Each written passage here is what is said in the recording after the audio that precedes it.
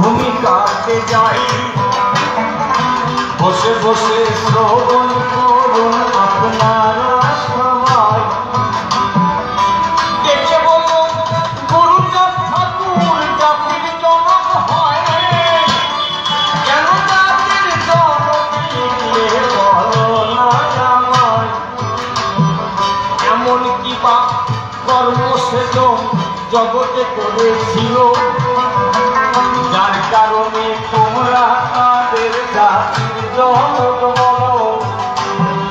আমার শিক্ষাবিদ মনে জানতে চাই, ভালো করে বলো একটু শুনিব সবাই। দেখো গুরুচাঁদ ঠাকুরকে জাতির জনক কেন বলে?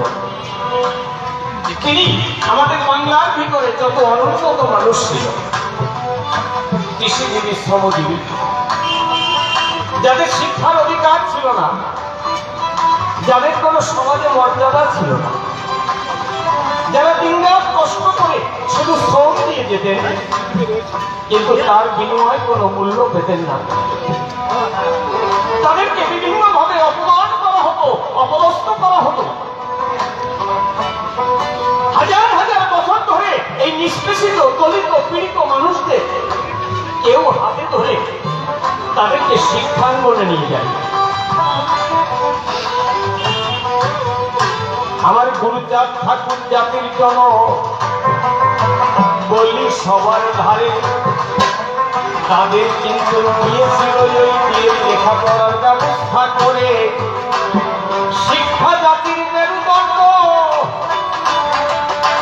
করি যে বর্ণনা, শিক্ষা ছাড়া মানুষ কোনদিন মানুষ যে হয় না। শিক্ষিত না হলে, অক্ষর জ্ঞান না থাকে, তাকে বিভিন্ন ভাবে শাসন করা যায়, শোষণ করা যায়, নিপীড়ন করা যায়। কিন্তু শিক্ষা এমন একটা শক্তিশালী অস্ত্র, আপনাদের কাছে জানা, হয়তো একটা অস্ত্র দিয়ে একজনকে মারা যায়, 10 জনকে মারা যায়, কিন্তু শিক্ষার দ্বারাই লক্ষ কোটি মানুষকে বাঁচানো যায়। মারা তো সহজ জিনিস।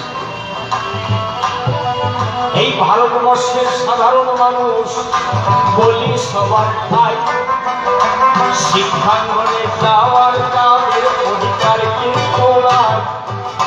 আমার গুরুচাঁদ ঠাকুর ডেকে বললেন, আমার কথা ভালো, গ্রামে গ্রামে তোমরা সবাই পাঠশালা তৈরি করো। তিনি কি বললেন? সবাই পাঠশালা তৈরি করো, ছেলে মেয়ে দেবে শিক্ষা, দরকার হয়ে করবে ভিক্ষা। তোমরা ভিক্ষা করে ছেলে মেয়েকে শিক্ষা দাও। কিন্তু আমাদের মানুষ কি করে এখন? শিক্ষার বদলে ভিক্ষা করে কীর্তন দেয়।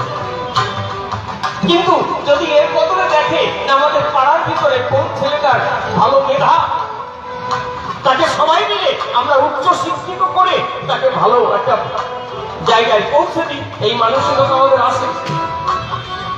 কিন্তু তখন ছিল, এটাই বলেছিল, কারণ শিক্ষা চেতনা আনে, চেতনায় আনে সংগ্রাম, আর সংগ্রামে মুক্তি আনে, মুক্তিতে দেয় আরাম। এই মুক্তি মানে কি? মরার পরে স্বর্গে যাওয়া, সেই মুক্তি নয়। শৃঙ্খল থেকে মুক্তি পেতে কিন্তু হয়